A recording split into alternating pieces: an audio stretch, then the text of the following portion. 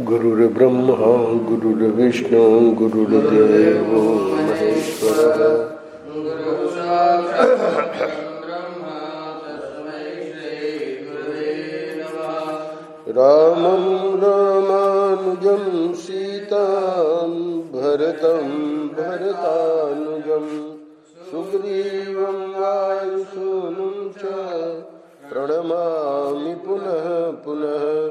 नमोऽस्तु रामाय सलक्ष्मणाय देव्यै च तस्यै जनकात्मजायै। नमोऽस्तु रुद्रेन्द्रयमानिलेभ्यो नमोऽस्तु चन्द्रार्कमरुद्गणेभ्यः। नारायण नारायण नारायण नारायण। वाल्मीकि रामायण अरण्यकांड प्रसंग हमारा चल रहा है। अंतःपुर में रावण ले आया है जानकी जी को और सब पूरा दिखा के पुष्पक वन आदि और अपना ऐश्वर्य कहता है मेरी भार्या तुम बन जाओ। और ऐसा करके रावण मन ही मन मानने लगा कि यह अब मेरे अधीन हो गई। पर बात ऐसी नहीं थी, तो इसलिए आगे के प्रसंग में कल जहाँ विराम दिया था बड़ी फटकार लगाई जानकी जी ने और कहा कि तुम चांडाल के जैसे हो, महापापी हो, तुम मेरा स्पर्श नहीं कर सकते। हे राक्षस, तू इस संज्ञा शून्य जड़ शरीर को बांध कर रख ले या काट डाल। मैं स्वयं ही इस शरीर और जीवन को नहीं रखना चाहती। मैं इस भूतल पर अपने लिए निंदा या कलंक देने वाला कोई कार्य नहीं कर सकती। अब रावण के पास कोई दूसरा रास्ता नहीं रहा, तो रावण से क्रोध पूर्वक यह अत्यंत कठोर वचन कहकर विदेह कुमारी जानकी चुप हो गई। विवाह फिर कुछ नहीं बोली। सीता का वह कठोर वचन रोंगटे खड़े कर देने वाला था। उसे सुनकर रावण ने उनसे भय दिखाने वाली बात कही। हे भामिनी, हे मिथिलेश कुमारी, मेरी बात सुन लो।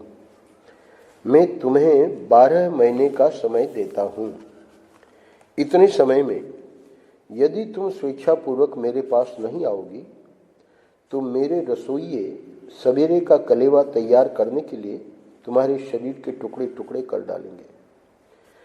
सीता से ऐसी कठोर बात कहकर शत्रुओं को रुलाने वाला रावण कुपित हो राक्षसियों से इस प्रकार बोला। अपने विकराल रूप के कारण भयंकर दिखाई देने वाली तथा रक्त मांस का आहार करने वाली हे राक्षसियों, तुम लोग शीघ्र ही इस सीता का अहंकार दूर करो।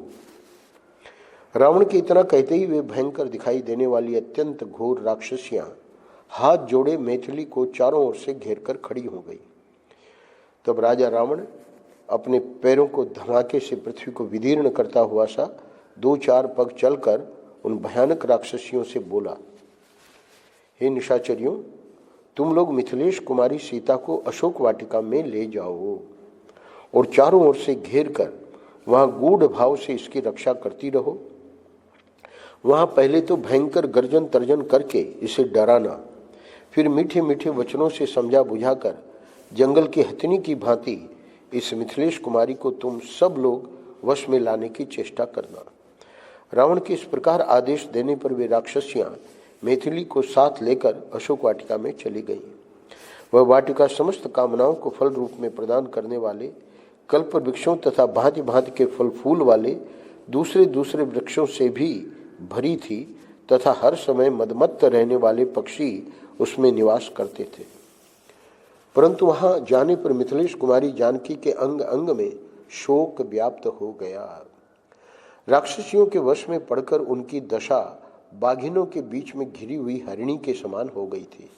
महान शोक से ग्रस्त हुई मिथिलेश नंदिनी जानकी जाल में फंसी हुई मृगी के समान भयभीत हो क्षण भर के लिए भी चैन नहीं पाती थी।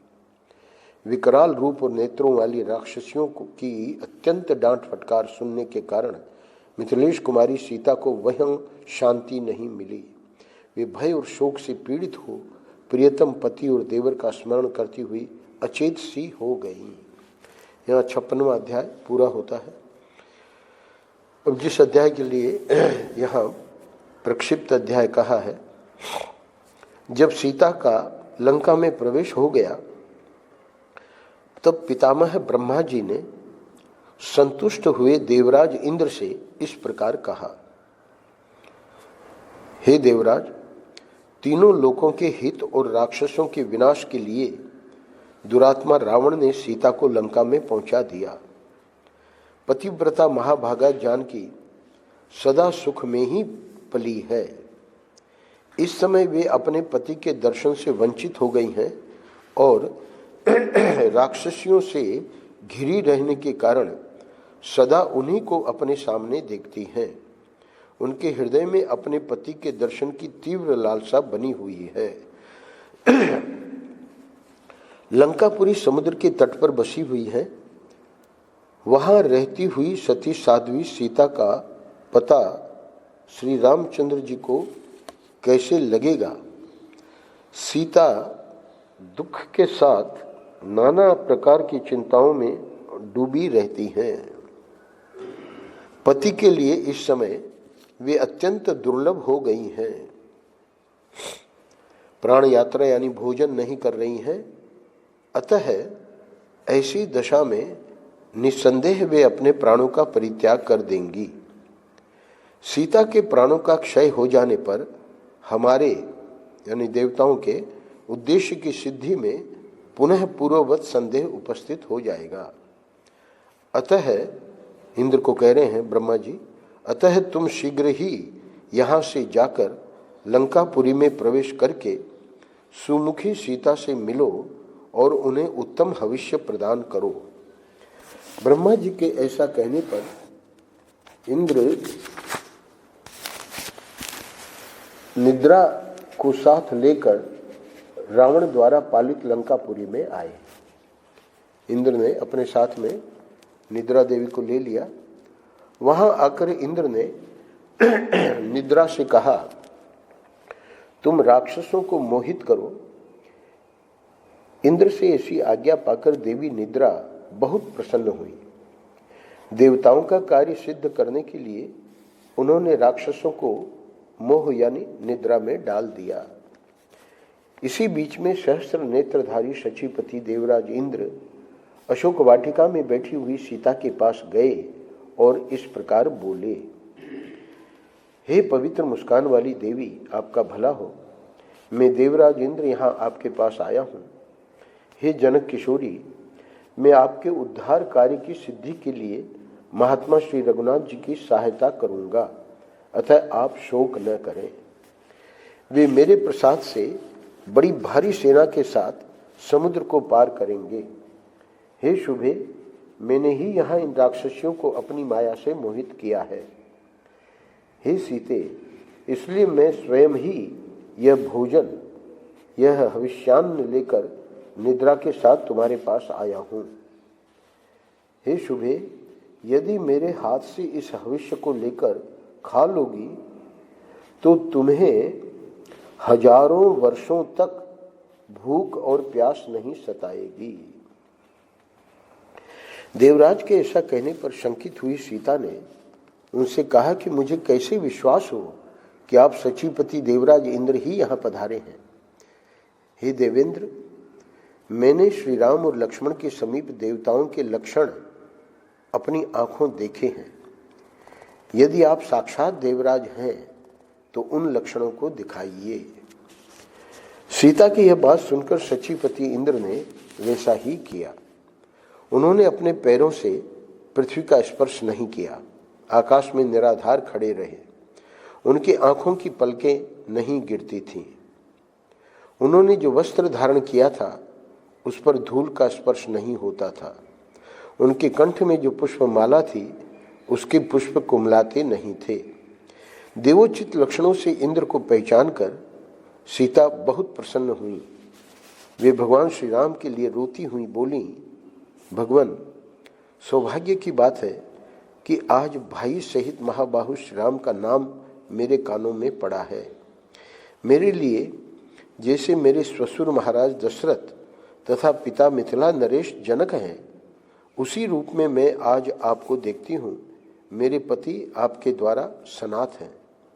हे देवेंद्र, आपकी आज्ञा से मैं यह पायस रूप हविष्य यानी दूध की बनी हुई खीर जिसे आपने दिया है खाऊंगी। यह रकुल की वृद्धि करने वाला होवे। इंद्र के हाथ से उस खीर को लेकर उन पवित्र मुस्कान वाली मैथिली ने मन ही मन पहले उसे अपने स्वामी श्री राम और देवर लक्ष्मण को निवेदन किया और इस प्रकार कहा, यदि मेरे महाबली स्वामी अपने भाई के साथ जीवित हैं तो यह भक्ति भाव से उन दोनों के लिए समर्पित है। इतना कहने के पश्चात उन्होंने स्वयं उस खीर को खाया। इस प्रकार उस हविष्य को खाकर सुंदर मुख वाली जानकी ने भूख प्यास के कष्ट को त्याग दिया और इंद्र के मुख से श्री राम तथा लक्ष्मण का समाचार पाकर वे जनक नंदिनी मन ही मन बहुत प्रसन्न हुई। तब निद्रा सहित महात्मा देवराज इंद्र भी प्रसन्न हो सीता से विदा लेकर श्री रामचंद्र जी के कार्य की सिद्धि के लिए अपने निवास स्थान देवलोक को चले गए। तो अरण्यकांड में अब तक हम लोगों ने रावण अपहरण करके लाया और अशोक वाटिका में सीता जी को रख दिया है। उधर दंडकारण्य में क्या होता है उसका प्रसंग अब अगले अध्याय 57वें अध्याय से और पूरा अरण्यकांड यानी 75 अध्याय पे अरण्यकांड पूरा होगा। फिर पूरा किष्किंधा कांड, उसमें 67 अध्याय है। तो अब इधर की ही पूरी यात्रा है। यहाँ वाल्मीकि जी वर्णन कर रहे हैं, इधर मृग रूप से विचरते हुए उस इच्छानुसार रूप धारण करने वाले राक्षस मारीच का वध करके श्री रामचंद्र जी तुरंत ही आश्रम के मार्ग पर लौटे। वे सीता को देखने के लिए जल्दी जल्दी पैर बढ़ाते हुए आ रहे थे। इतने ही में पीछे की ओर से एक सियारिन बड़े कठोर स्वर में चीत्कार करने लगी। गीदड़ी के उस स्वर से श्री रामचंद्र जी के मन में कुछ शंका हुई। उसका स्वर बड़ा ही भयंकर तथा रोंगटे खड़े कर देने वाला था। उसका अनुभव करके वे बड़ी चिंता में पड़ गए। वे मन ही मन कहने लगे, यह सियारिन जैसी बोली बोल रही है, इससे तो मुझे मालूम हो रहा है कि कोई अशुभ घटना घटित हो गई। क्या विदेह नंदिनी सीता कुशल से होंगी? उन्हें राक्षस तो नहीं खा गए? मृगरूपधारी मारीच ने जानबूझकर मेरे स्वर का अनुसरण करते हुए जो आर्त पुकार की थी वह इसलिए कि शायद इसे लक्ष्मण सुन सके। सुमित्रा नंदन लक्ष्मण वह स्वर सुनते ही सीता के ही भेजने पर उसे अकेली छोड़कर तुरंत मेरे पास यहाँ पहुँचने के लिए चल देंगे। राक्षस लोग तो सबके सब मिलकर सीता का वध अवश्य कर देना चाहते हैं। इसी उद्देश्य से ये मारीच राक्षस सोने का मृग बनकर मुझे आश्रम से दूर हटा ले आया था और मेरे बाणों से आहत होने पर जो उसने आर्तनाद करते हुए कहा था कि हाँ लक्ष्मण मैं मारा गया, इसमें भी उसका वही उद्देश्य छिपा था। वन में हम दोनों भाइयों के आश्रम से अलग हो जाने पर क्या सीता सकुशल वहां रह सकेंगी? जनस्थान में जो राक्षसों का संहार हुआ है उसके कारण सारे राक्षस मुझसे वैर बांधे हुए हैं। आज बहुत से भयंकर अपशकुन भी दिखाई देते हैं।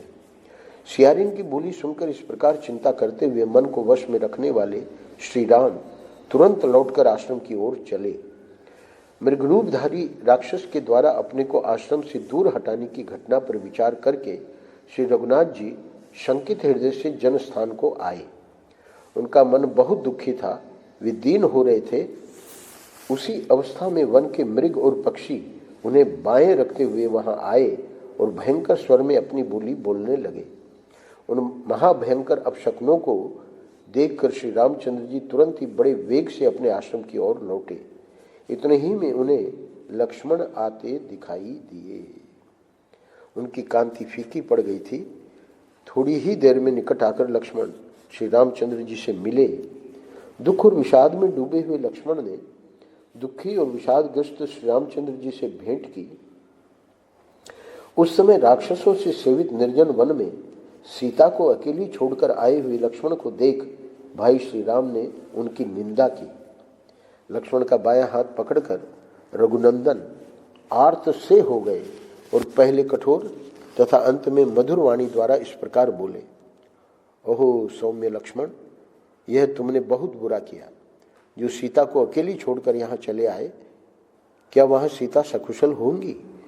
हे वीर, मुझे इस बात में संदेह नहीं है कि वन में विचरने वाले राक्षसों ने जनक कुमारी सीता को या तो सर्वथा नष्ट कर दिया होगा या वे उन्हें खा गए होंगे, क्योंकि मेरे आसपास बहुत से अपशकुन हो रहे हैं। हे लक्ष्मण, क्या हम लोग जीती जागती हुई जनक दुलारी सीता को पूर्णतः स्वस्थ एवं सकुशल पा सकेंगे?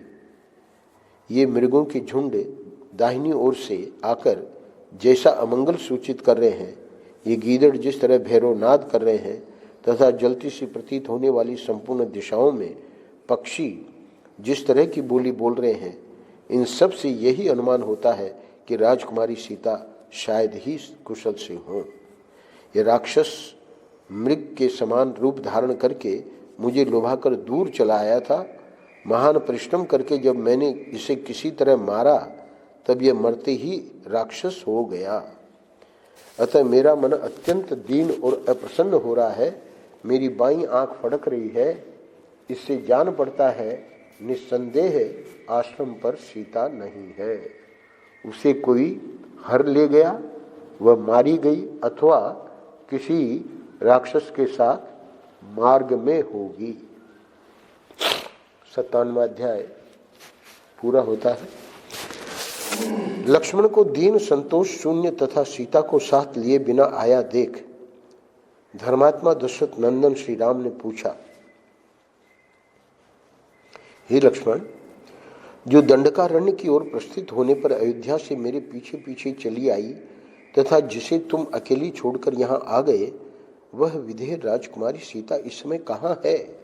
मैं राज्य से भ्रष्ट और दीन होकर दंडकारण्य में चक्र लगा रहा हूँ। इस दुख में जो मेरी सहायिका हुई, वह विदेह राजकुमारी कहाँ है, जिसके बिना मैं 2 घड़ी भी जीवित नहीं रह सकता, तथा जो मेरे प्राणों की सहचरी है, वह देव कन्या के समान सुंदरी सीता इस समय कहाँ है? हे लक्ष्मण, तपाए हुए सोने के समान कांति वाली जनक नंदिनी सीता के बिना मैं पृथ्वी का राज्य और देवताओं का आधिपत्य भी नहीं चाहता।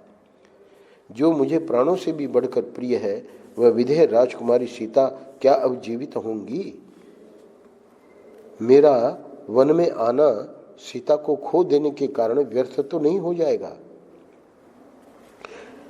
सीता के नष्ट हो जाने के कारण जब मैं मर जाऊंगा और तुम अकेले ही अयोध्या को लौटोगे, उस समय क्या माता कैकेयी सफल मनोरथ एवं सुखी होंगी? जिसका इकलौता पुत्र मैं मर जाऊंगा, वह तपस्विनी माता कौशल्या क्या पुत्र और राज्य से संपन्न तथा कृतकृत्य हुई कैकेयी की सेवा में विनीत भाव से उपस्थित होंगी? हे लक्ष्मण, यदि विदेह नंदिनी सीता जीवित होगी तभी मैं फिर आश्रम में पैर रखूंगा। यदि सदाचार परायणा मैथिली मर गई होगी तो मैं भी प्राणों का परित्याग कर दूंगा। हे लक्ष्मण, यदि आश्रम में जाने पर विदेह राजकुमारी सीता हंसते हुए मुख से सामने आकर मुझसे बात नहीं करेगी तो मैं जीवित नहीं रहूंगा। बोलो तो सही, वैदेही जीवित है या नहीं? तुम्हारे असावधान होने के कारण राक्षस उस तपस्विनी को खा तो नहीं गए, जो सुकुमारी है, भोली भाली है तथा जिसने वनवास के पहले दुख का अनुभव नहीं किया था? वह वैदेही आज मेरे वियोग से व्यथित चित्त होकर अवश्य ही शोक कर रही होगी। उस कुटिल एवं दुरात्मा राक्षस ने उच्च स्वर से हा लक्ष्मण ऐसा पुकार कर तुम्हारे मन में भी सर्वथा भय उत्पन्न कर दिया। जान पड़ता है वैदेही ने भी मेरे स्वर से मिलता जुलता उस राक्षस का स्वर सुन लिया और भयभीत होकर तुम्हें भेज दिया और तुम भी शीघ्र ही मुझे देखने के लिए चले आए। जो भी हो, तुमने वन में सीता को अकेली छोड़कर सर्वथा दुखद कार्य कर डाला। क्रूर कर्म करने वाले राक्षसों को बदला लेने का अवसर दे दिया। मांसभक्षी निशाचर मेरे हाथों खर के मारे जाने से बहुत दुखी थे। उन घोर राक्षसों ने सीता को मार डाला होगा, इसमें संशय नहीं है। मैं सर्वथा संकट के समुद्र में डूब गया हूँ। ऐसे दुख का अवश्य ही अनुभव करना पड़ेगा, ऐसी शंका हो रही है, अतः अब मैं क्या करूं? इस प्रकार सुंदरी सीता के विषय में चिंता करते हुए ही लक्ष्मण सहित श्री रघुनाथ जी तुरंत जन स्थान में आए। अपने दुखी अनुज लक्ष्मण को कोसते हुए, भूख प्यास तथा परिश्रम से लंबी सांस खींचते हुए सूखे मुंह वाले श्री रामचंद्र जी आश्रम के निकटवर्ती स्थान पर आकर उसे सूना देख विषाद में डूब गए। वीर श्री राम ने आश्रम में प्रवेश करके उसे भी सूना देख कुछ ऐसे स्थलों में अनुसंधान किया जो सीता के विहार स्थान थे। उन्हें भी सूना पाकर उस क्रीड़ा भूमि में यही वह स्थान है जहां मैंने अमुक प्रकार की क्रीड़ा की थी, ऐसा स्मरण करके उनके शरीर में रोमांच हो आया और वे व्यथा से पीड़ित हो गए। 58वां अध्याय यहाँ पूरा होता है। आश्रम में आने से पहले मार्ग में श्री राम और लक्ष्मण ने परस्पर जो बातें की थी उन्हें पुनः विस्तार के साथ बता रहे हैं। यानी अभी इधर 98वें अध्याय में तो पहुंच गए हैं आश्रम में, पर परस्पर बातें क्या हुई उनका वाल्मीकि जी अगले अध्याय में वर्णन कर रहे हैं कि रास्ते में क्या बातें हुई।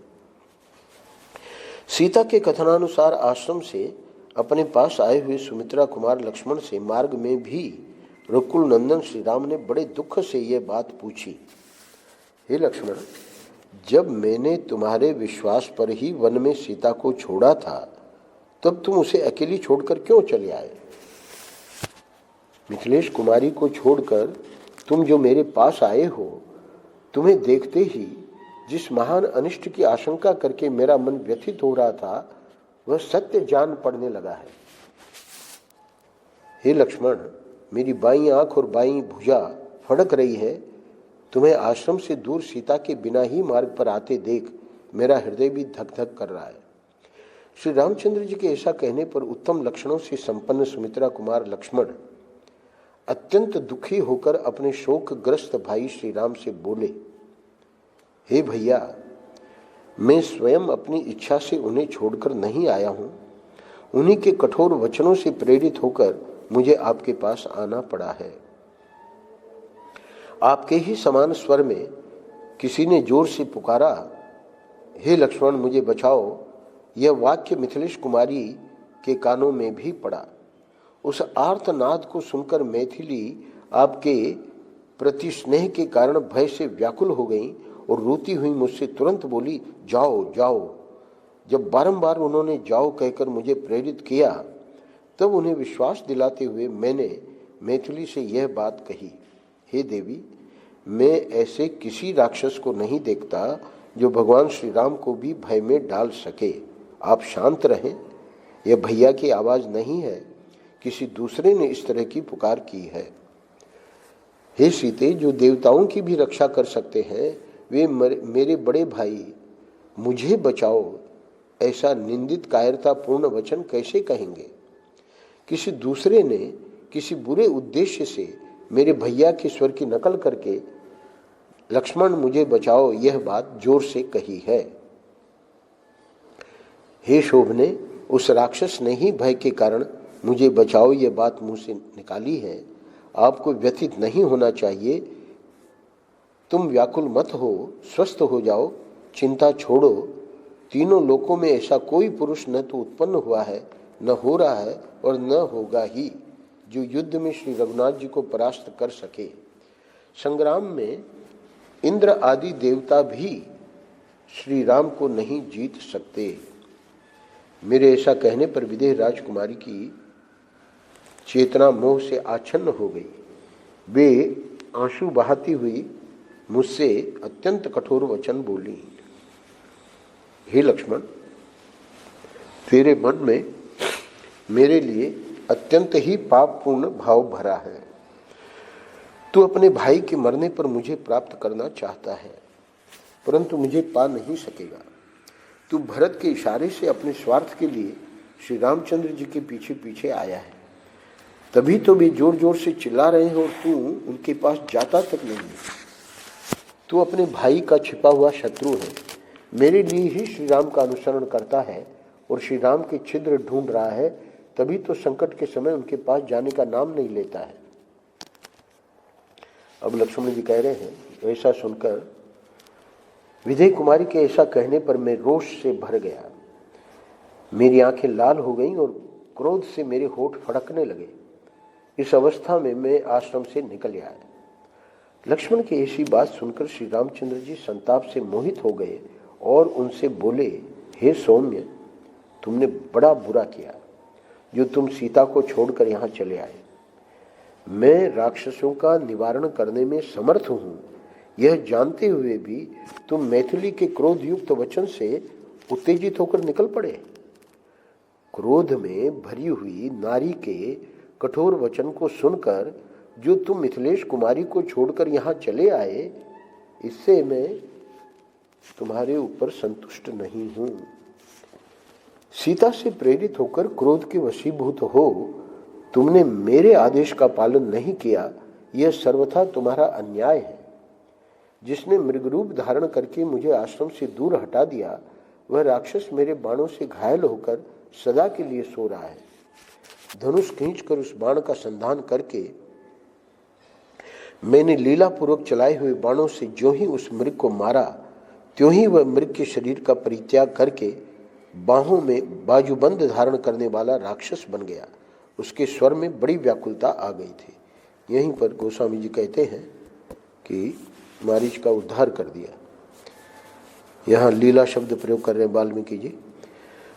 बाण से आहत होने पर ही उसने आर्तवाणी में मेरे स्वर की नकल करके बहुत दूर तक सुनाई देने वाला वह अत्यंत दारुण वचन कहा था, जिससे तुम मिथिलेश कुमारी सीता को छोड़कर यहाँ चले आए हो। यहाँ 59वां अध्याय विराम देता है। अगले अध्याय में आश्रम की ओर आते समय श्री राम की बाईं आंख की नीचे वाली पलक जोर जोर से फड़कने लगी। श्री राम चलते चलते लड़खड़ा गए और उनके शरीर में कंप होने लगा। बारंबार इन अपशकुनों को देखकर वे कहने लगे, क्या सीता सकुशल होंगी? पूर्व के अध्याय में तो वहां आश्रम में पहुंच गए हैं, पर यहाँ पूर्व का वर्णन कर रहे हैं। सीता को देखने के लिए उत्कंठित हुए बड़ी उतावली के साथ आश्रम पर गए। वहां कुटिया सूनी देख उनका मन अत्यंत उद्विग्न हो उठा। रघुनंदन बड़े वेग से इधर उधर चक्कर लगाने और हाथ पैर चलाने लगे। उन्होंने वहां जहां तहां बनी हुई एक एक पर्णशाला को चारों ओर से देख डाला, किंतु उस समय उसे सीता से सूनी ही पाया। जैसे हेमंत ऋतु में कमलिनी हिम से ध्वस्त हो श्रीहीन हो जाती है, उसी प्रकार प्रत्येक पर्णशाला शोभा शून्य हो गई थी। वह स्थान वृक्षों की सनसनाहट के द्वारा मानो रो रहा था। फूल मुरझा गए थे, मृग और पक्षी मन मारे बैठे थे। वहां की संपूर्ण शोभा नष्ट हो गई थी। सारी कुटी उजाड़ दिखाई देती थी। वन के देवता भी उस स्थान को छोड़कर चले गए थे। सब ओर मृगचर्म और कुश बिखरे हुए थे। चटाइयां अस्त व्यस्त पड़ी थी। पर्णशाला को सुनी देख भगवान श्री राम बारंबार विलाप करने लगे। हाय, सीता को किसी ने हर तो नहीं लिया, उसकी मृत्यु तो नहीं हो गई, अथवा वह खो तो नहीं गई, या किसी राक्षस ने उसे खा तो नहीं लिया, वह भीरू कहीं छिप तो नहीं गई है, अथवा फल फूल लाने के लिए वन के भीतर तो नहीं चली गई। संभव है फल फूल लाने के लिए ही गई हो, या जल लाने के लिए किसी पुष्करणी अथवा नदी के तट पर गई हो। श्री रामचंद्र जी ने प्रयत्न पूर्वक अपनी प्रिय पत्नी सीता को वन में चारों ओर ढूंढा, किंतु कहीं भी उनका पता न लगा। शोक के कारण श्रीमान राम की आंखें लाल हो गईं। वे उन्मत्त के समान दिखाई देने लगे। एक वृक्ष से दूसरे वृक्ष के पास दौड़ते हुए वे पर्वतों, नदियों और नदों के किनारे घूमने लगे। शोक से समुद्र में डूबे हुए श्री रामचंद्र जी विलाप करते करते वृक्षों से पूछने लगे। अब यहाँ बड़े विस्तार में वृक्षों से पूछ रहे हैं। अभी हम लोग 11वें श्लोक पर हैं। 38 श्लोकों का ये अध्याय है। एक एक वृक्ष से पूछ रहे हैं, मृग से पूछ रहे हैं, नदी से पूछ रहे हैं। बहुत ही विस्तार में वर्णन किया है विलाप का कई अध्यायों में। तो महर्षि ने जब दिल्ली में वाल्मीकि रामायण पे संक्षेप में कथा करी, तो शुरू में ही बता दिया प्रथम प्रवचन में कि कोई कोई तो भगवान को अवतार मानते हैं, कोई कोई उनको तुरीय तत्व ब्रह्म मानते हैं, आदि आदि। पर यहाँ वाल्मीकि रामायण में क्या दृष्टिकोण है वाल्मीकि जी का, वो प्रथम प्रवचन में ही स्पष्ट कर दिया। वाल्मीकि रामायण में जिन राम का वर्णन है उनका विचार यदि अभिधा वृत्ति से ही किया जाए तो वे मनुष्य रूप से ही वर्णित हुए हैं। वाल्मीकि रामायण के राम मानव राम है, न तो वे मोह विनाशक ज्ञान के रूप में वर्णित है। अध्यात्म रामायण में राम को ज्ञान का रूपक दिया है और वो मोह का विनाश करते हैं। न अवतारी नारायण के रूप में वर्णित है और न तुरीय तत्व के रूप में वर्णित है। ये सब बातें तो लक्षणा से प्रतीकात्मक अर्थ करके कही जाती है। यह तो आप लोग जानते ही हैं कि प्रतीक अर्थ गौण होता है। अभिधा वृत्ति से जिस अर्थ का बोध होता है वही मुख्य प्रतिपाद्य होता है। सीधी बात है कि अयोध्या नगरी है, उसमें कौशल्या और दशरथ दंपति हैं और उनके पुत्र हैं रामचंद्र। वे मनुष्यों के रूप में इतने सद्गुण संपन्न हैं कि भूत वर्तमान और भविष्य में सदा सर्वदा मानव के आदर्श रूप में बने रहेंगे। एक सच्चे मनुष्य के जीवन में कितने और कैसे कैसे गुण होने चाहिए, उनका व्यवहार कैसा होना चाहिए, हृदय कैसा होना चाहिए, इसके लिए श्री रामचंद्र का चरित्र आदर्श है। इसीलिए वाल्मीकि जी हमें बैकुंठ ले जाकर श्री रामचंद्र से नहीं मिलाना चाहते।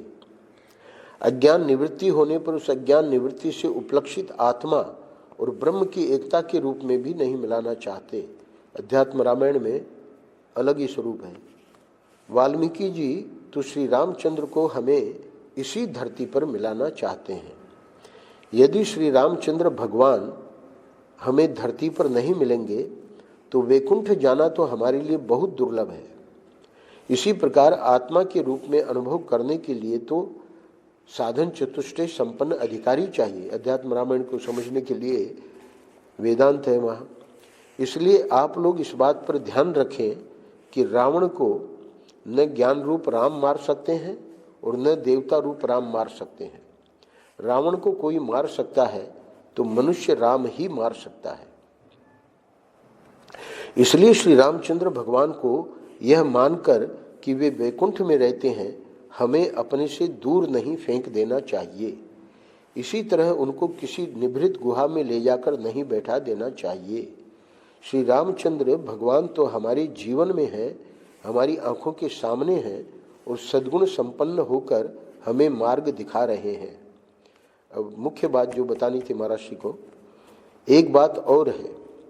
यदि किसी को यह मालूम पड़ जाए कि श्री रामचंद्र मनुष्य नहीं साक्षात नारायण है तो रावण तक भी यह खबर पहुंच जाएगी और वह ब्रह्मा जी के पास जाकर लड़ पड़ेगा। कहेगा कि तुमने तो मुझे वरदान दिया था कि मैं मनुष्य के हाथों ही मरूंगा, फिर तुमने मुझे मारने के लिए नारायण को क्यों भेज दिया। इसीलिए वाल्मीकि रामायण में गौ बन के गई, पृथ्वी और ये सब वर्णन नहीं है। हमने रामनवमी के दिन तुलसीदास जी का वो प्रसंग लिया था। तो यहाँ ये बात मुख्य है कि फिर तुमने मुझे मारने के लिए नारायण को क्यों भेज दिया। यदि नारायण मुझे मारेंगे तो तुम्हारा ये वरदान झूठा हो गया कि मनुष्य और वानर के अतिरिक्त अन्य किसी से मुझको भय नहीं रहेगा। इसलिए श्री रामचंद्र यदि मनुष्य न हो, विष्णु देवता के रूप में प्रख्यात हो जाएं, तो ब्रह्मा जी द्वारा रावण को दिया हुआ वरदान निराधार हो जाएगा। और भगवान शब्द जो प्रयोग कर रहे हैं तो यहाँ वाल्मीकि जी ने भगवान शब्द का प्रयोग नहीं किया है। इतना बता के फिर महाराज ने ये वाल्मीकि रामायण सुनाई वहाँ दिल्ली में। यह बात भी ध्यान में रखने की है कि हिंदी में भगवान शब्द ईश्वर के लिए चल गया है। हिंदी में ये चल गया क्योंकि तमिल में रमण महर्षि को भगवान कहते हैं और वहाँ तमिलनाडु में ये जो दोनों महात्मा आए हैं कई बार भगवान ने ये कहा, तो भगवान यानी वो तो कह रहे रमण महर्षि ने ये कहा। हमको बड़ा ये भ्रमित हो जाते हैं कि भगवान यानी गीता में कुछ कह रहे हैं क्या, तो बाद में कहते हैं भगवान रमण महर्षि ने ये कहा। तो हिंदी में ये भगवान शब्द ईश्वर के लिए चल गया है। वैष्णव लोग भगवान शब्द का और शैव लोग ईश्वर शब्द का प्रयोग करते हैं। भगवान शब्द संस्कृत में संज्ञा नहीं है, विशेषण है। इसलिए भगवान व्यास है, भगवान नारद है बोलते हैं, लेकिन विशेषण होने पर भी भगवान शब्द का प्रयोग वाल्मीकि रामायण में बहुत कम नाम मात्र का प्राप्त होता है। यानी राम के लिए वाल्मीकि जी ने भगवान शब्द का प्रयोग कर सकते थे पर नहीं किया है। नारायण नारायण नारायण नारायण। श्री राम जय जय राम।